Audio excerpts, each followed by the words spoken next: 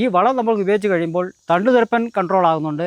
കായ്ക്ക് മെയിനായിട്ട് ചൊറിയില്ല. മൂന്നാമത്തേത് മഞ്ഞപ്പിഞ്ച് പൊഴിച്ചിൽ നിൽക്കും. നാലാമത്തേത് ഈ വെയിലിനെ പ്രതിരോധിക്കാനുള്ള ശക്തി ഇതിൽ നിന്ന് നമുക്ക് കിട്ടുന്നുണ്ട്. എൻ്റെ പേര് ഡേവിഡ് ബർണബാസ്. പുതുക്കാട്ടിലാണ് ഞാൻ താമസിക്കുന്നത്. സ്ഥലമുള്ളത് പാമ്പാടംപാറ തന്നെ.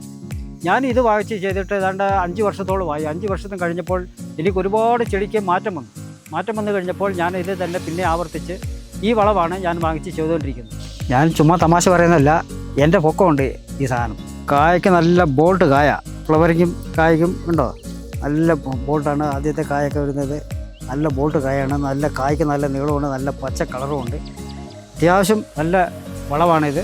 എല്ലാവർക്കും ഈ വളം തന്നെ വാങ്ങി ഉപയോഗിച്ച് കഴിഞ്ഞാൽ എല്ലാവർക്കും ഫലപ്രദമാണ്. ചെടിക്കും നല്ല കരുത്ത, ചെടിക്കൊരു കേടില്ല. ഫിസേറിയം വന്ന് എല്ലാം പോയ ചെടിയായിരുന്നു. ഫിസേറിയം വന്ന് പോയി കഴിഞ്ഞപ്പോൾ ഈ സാധനം മാറ്റുമ്പോൾ ഫിസേറിയനും കൺട്രോൾ ചെയ്യാൻ പറ്റി. തണ്ടുതുരപ്പൻ ഏകദേശം സാധാരണ നമ്മൾ തണ്ടുതുരപ്പൻ എന്ന് പറഞ്ഞാൽ 20-ആം പക്കം 25 ദിവസത്തിനുള്ളിൽ മരുന്ന് അടിച്ചിരിക്കണം. അല്ലെങ്കിൽ സംഗതി തുളയും, ഈ ശരവും കുത്തും, തട്ടയും കുത്തും. ഇതാകുമ്പോൾ നമുക്ക് 50 ദിവസം വരെ നമുക്ക് പിടിച്ചു വയ്ക്കാൻ പറ്റുന്നു. 50 ദിവസം വരെ മരുന്നടിക്കേണ്ട കാര്യമില്ല. ഒരു തണ്ടുതുരപ്പലും ഇല്ല, എവിടെയും കണ്ടോ ഒരു തണ്ടുതുരപ്പലില്ല. നല്ല തട്ടയ്ക്കൊക്കെ എന്ന് പറഞ്ഞാൽ ഈ തട്ടയൊക്കെ ചിമ്പ് ആദ്യത്തെ ഇലയാണിത്. ഏതാണ്ട് 3-3.5 അടി പൊക്കത്തിൽ ആദ്യത്തെ ഇലയാണ്.